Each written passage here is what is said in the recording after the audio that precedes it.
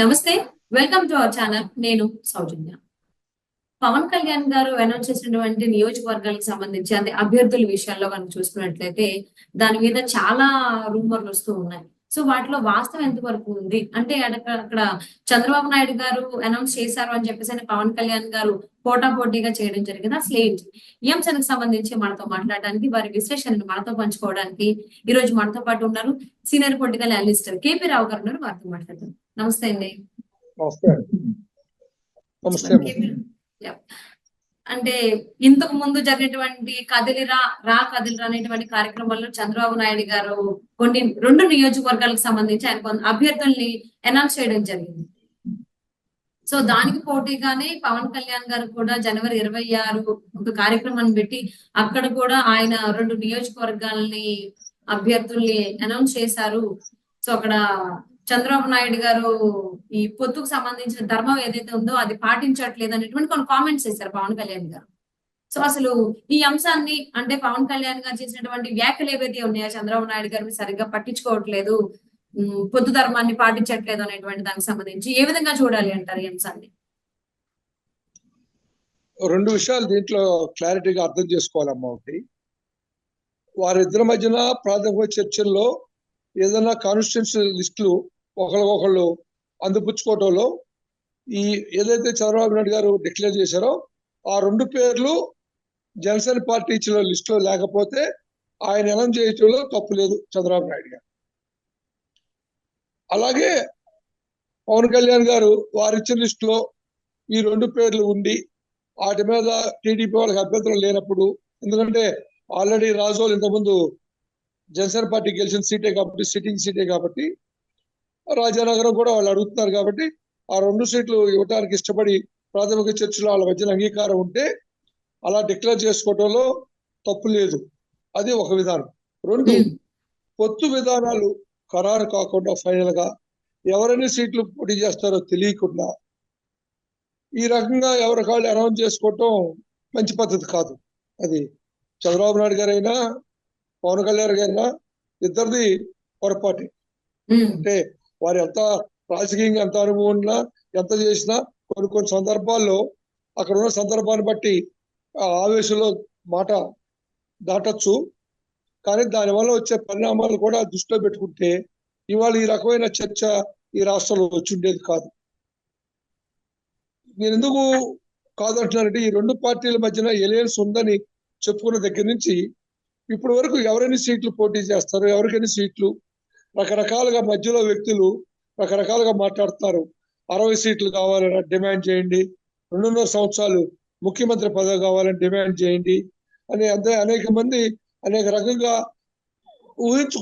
ఎక్కువ ఊహించుకునే లేకపోతే వాస్తవాలు గ్రహించి మాట్లాడతారో నేనైతే కామెంట్ చేయను. కానీ వారిని అలా మాట్లాడతాం అయితే మాత్రం పొరపాటు.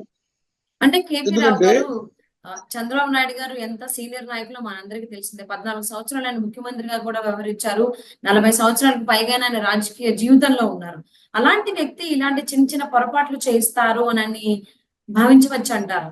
పొత్తులో ఉంటూ కూడా చంద్రబాబు నాయుడు గారు నాకు తెలిసి 3 సందర్భాల్లో రాజకీయ నిర్ణయాలు తప్పుగా చేశారు. ఒకటి, 2004 అడ్వాన్స్ ఎన్నికలకు వెళ్ళారు. అలిపిరి సంఘటన జరిగినాక ఐఎమ్ సారీ, మీరు అబద్ధం చేసుకోవద్దు. చనిపోతే సింపతి అవుతుంది కదా, బతికినాడి మీద సింపతి రాదు.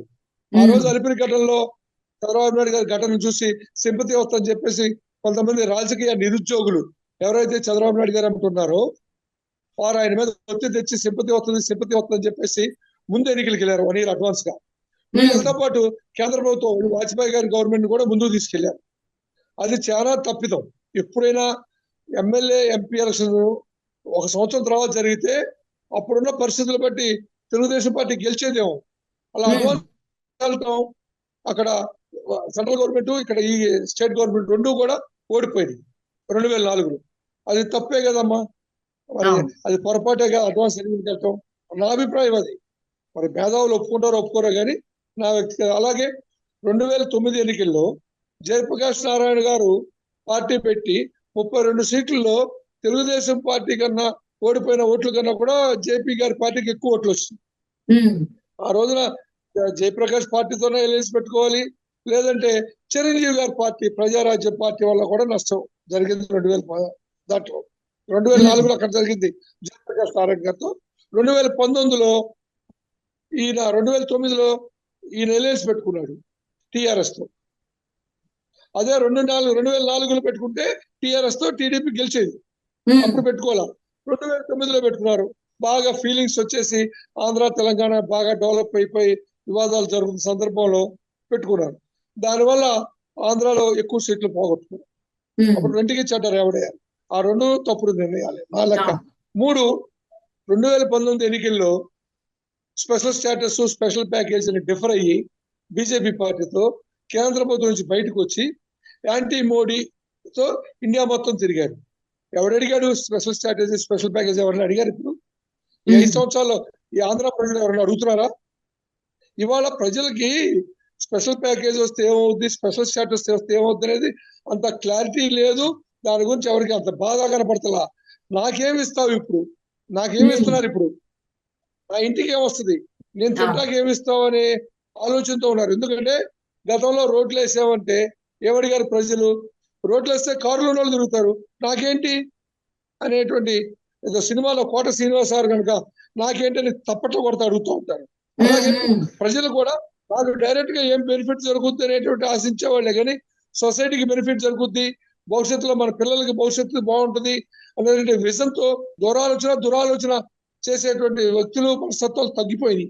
ఇమీడియట్ రిలీఫ్, తెల్లారపాటికి కోటీశ్వరుడు అవ్వాలి, తెల్లారపాటికి ఎమ్మెల్యే అవ్వాలి, తెల్లారపాటికి మంత్రి అవ్వాలి, తెల్లారపాటికి ఎంపీ అవ్వాలి, అటువంటి ఆలోచన విధానం ప్రజల్లో మారిపోయినాక ఈ రకమైన కమిట్మెంట్స్ తగ్గిపోయి ఆయన తీసుకున్న నిర్ణయాలు తప్పు అయినప్పుడు ఈ నిర్ణయం కూడా పొరపాటు అనాల్సి వస్తుంది. ఎందుకంటే నేను ఒక రాజకీయ పార్టీకి తొత్తుగానో ఒక వ్యక్తికి తొత్తుగానో మాట్లాడేటట్లయితే నేను మీ డిబేట్ లో పాల్గొనక్కర్లా.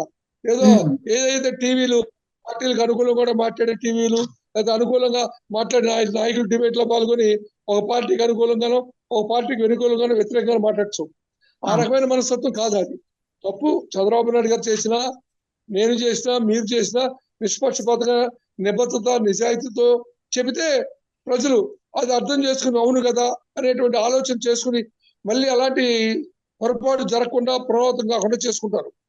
అంటే కేసీఆర్ గారు అంటే ఇక్కడ పవన్ కళ్యాణ్ గారు వాళ్ళ అభ్యర్థుల్ని అనౌన్స్ చేసిన తర్వాత బ్లూ మీడియా మాత్రం కంప్లీట్ గా జనసేన టీడీపీకి సంబంధించిన పొత్తు ఏదైతే ఉందో పొత్తు నుంచి బయటకు వచ్చేసారు, వీళ్ళు పొత్తులో లేరు అనే దానికి సంబంధించి సోషల్ మీడియాలో చాలా బాగా వైరల్ చేస్తూ ఉన్నారు. వాళ్ళ పర్టికులర్ శాటిలైట్ ఛానల్లో కూడా దీనికి సంబంధించి న్యూస్లు వస్తూ ఉన్నాయి. సో దీని ఇంపాక్ట్ ఆంధ్ర ప్రజల మీద ఉండొచ్చు అంటారా, ఉండదు అంటారా? ఒకటండి, నేను ఇందాకే చెప్పా, ఇద్దరు తొందరపడ్డారు, ఇద్దరు పేర్లు అండర్స్టాండింగ్స్ తో చేస్తుంటే అభ్యంతరం లేదు. కానీ పవన్ కళ్యాణ్ గారు మాట్లాడిన విధానం ప్రకారం పవన్ కళ్యాణ్ గారికి తెలియకుండానే బాబు గారు అనౌన్స్ చేశారు అని చెప్పారు. ఆయన బాబు గారు తప్పు చేశారు, పొరపాటు పడ్డారు. పవన్ కళ్యాణ్ గారు కూడా ఆవేశంతో తొందరపడిపోయి ఆయన కూడా అనౌన్స్ చేయటం 3వ పార్టీ వాళ్ళకి, 4వ పార్టీ వాళ్ళకి, 5వ పార్టీ వాళ్ళకి విమర్శించడానికి అవకాశం ఇచ్చారు. వీళ్ళు అవకాశం ఇచ్చి వాళ్ళు విమర్శిస్తున్నారని చెప్పి అంతేట రాజకీయాల్లో ప్రతి సందర్భాన్ని తనకు అనుగుణంగా మార్చుకుని దాన్ని అల్లరి చేసి చిల్లర చేసి విలువలు తగ్గించి వాళ్ళ యొక్క మనుగడకి స్వలాభానికి వాడుకునేవాడే రాజకీయ నాయకుడు. తప్పకుండా వాడుకుంటారు. వాడుకునే వాళ్ళని ఎందుకు తప్పు పట్టాలి? మనం అవకాశం ఇచ్చిన వాళ్ళని తప్పు పట్టాలి కదా. ఇప్పుడు వీళ్ళిద్దరూ ఎందుకు చెప్పారు, అనౌన్స్ చేశారు పేర్లు? మరి అనౌన్స్ చేసిన ఇద్దరు మాట్లాడుకుని అనౌన్స్ చేసుకుంటే పోయేది కదా. లేదంటే ఇద్దరు కూర్చొని ఒక సీట్లు డిక్లేర్ చేసుకుంటే పోయేది కదా.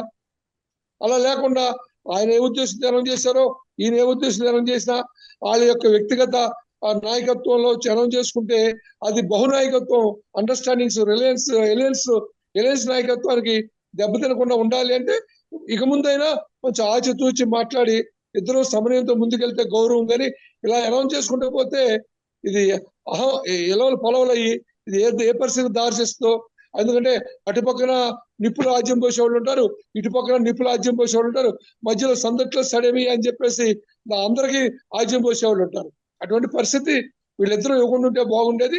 రాజకీయాలు ఎవరైనా విమర్శిస్తారు. ఇప్పుడు మీరు ఒకసారి నోరు జారితే ఆ తప్పుని చిలవలు పొలవలు చేసి దాని భూతత్వంలో చూపించి లబ్ధి పొందడానికి చేసేదే రాజకీయం. అది నేనేమి అవతల పార్టీ వాళ్ళని, కాంగ్రెస్ పార్టీ కానీ ఇంకో పార్టీ ఎవరైనా ఇలా మాట్లాడితే తప్పు పట్టాల్సిన అవసరం లేదు. వీళ్ళిద్దరూ అలా అవకాశం ఇవ్వకుండా ఉంటే బాగుండేది అనేది నా అభిప్రాయం. భవిష్యత్తులో అలాంటి పరిస్థితి రాకుండా చూసుకోవాలని కూడా నా అడ్వైస్. తప్పకుండా అండి. సో అంటే ఇక్కడ పవన్ కళ్యాణ్ గారికి కొద్దిగా రాజకీయ అనుభవం తక్కువైనా బాబు గారికి చాలా ఎక్కువ ఉంది. 40 ఇయర్స్ పైనే ఉంది. ఆయన ముఖ్యమంత్రిగా కూడా వ్యవహరించారు. దానికంటే ముందు మంత్రిగా కూడా ఆయన చాలా సార్లు వర్క్ చేయడం జరిగింది. సో ఇలాంటి వ్యక్తి ఇంకా వేరే వాళ్ళకి అంటే ఇప్పుడు బ్లూ మీడియా వాళ్ళకి కావచ్చు, వైఎస్ఆర్ పార్టీ వాళ్ళకి కావచ్చు. వాళ్ళకి వీళ్ళు ఏలెత్తి చూపించేటువంటి అవకాశం ఈ ద్వారా అంటే ఒకరికొకరు చెప్పకుండా పొత్తులో ఉన్న వాళ్ళకి ఇలా నేను ఈ నియోజకవర్గాలకు సంబంధించి నేను అభ్యర్థులను ప్రకటిస్తున్నానని చెప్పకుండానే చేశారని అనుకోవచ్చు అంటారా? లేకపోతే వాళ్ళది కూడా గేమ్ ప్లాన్ ఒకరికొకరు ఎవరికి వాళ్ళే అభ్యర్థులు ప్రకటించడం అనేది ఒక గేమ్ ప్లాన్ లో భాగం అనుకోవచ్చు అంటారా? టీడీపీ జనసేన పార్టీలకు సంబంధించి ఇందాక చెప్పా వాళ్ళిద్దరు అండర్స్టాండింగ్స్ తో అనౌన్స్ చేసుకుని బయటికి చెప్పకుండా ఆ గేమ్ ఆడి కూడా అయ్యి ఉండొచ్చు మీరు చెప్పినట్టు. ఎందుకంటే అంత తేలిగ్గా ఇప్పుడు ఈయన నాయకత్వం, ఈయన పార్టీ క్యాడర్లో ఈయన ఉత్తేజం నింపుకుని నమ్మకాన్ని నింపుకోవడానికి ఈయన మాట్లాడచ్చు. ఆయన కార్యకర్తలకి ఆయన పార్టీ నాయకత్వంలో ఆయన ఇండివిజువాలిటీని కాపాడుకోవడానికి ఆయన చెప్పచ్చు. వీళ్ళిద్దరూ అండర్స్టాండింగ్స్ తో కూడా చేసిన ఆశ్చర్యం లేదు. ఎందుకంటే ఆయన రాజకీయ మేధావి, ఆయన కలిసి నిన్న ఎంత జరిగినా పవన్ కళ్యాణ్ గారు ఒకటే చెప్పారు, ఎట్టి పరిస్థితుల్లో ఉంటది పొత్తు లేకుండా ఎన్నికలు జరగవు, ఎన్నికలకు వెళ్ళము అని చెప్పారు. అలాంటప్పుడు ఇది బై ఓవర్ సైట్ యాక్సిడెంటల్ గా జరిగింది అనుకోవాలి, కానీ అండర్స్టాండింగ్స్ తో జరిగినా కూడా ఈ పరిస్థితి ఒక గేమ్ లో ప్లాన్ అనుకోవచ్చు. మరి మీరు చెప్పినట్టు కూడా ఆ అవకాశం కూడా ఉండొచ్చు.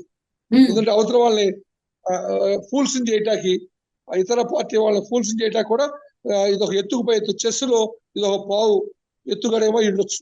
తప్పేమి లేదు దాంట్లో, ఏదైనా జరగచ్చు.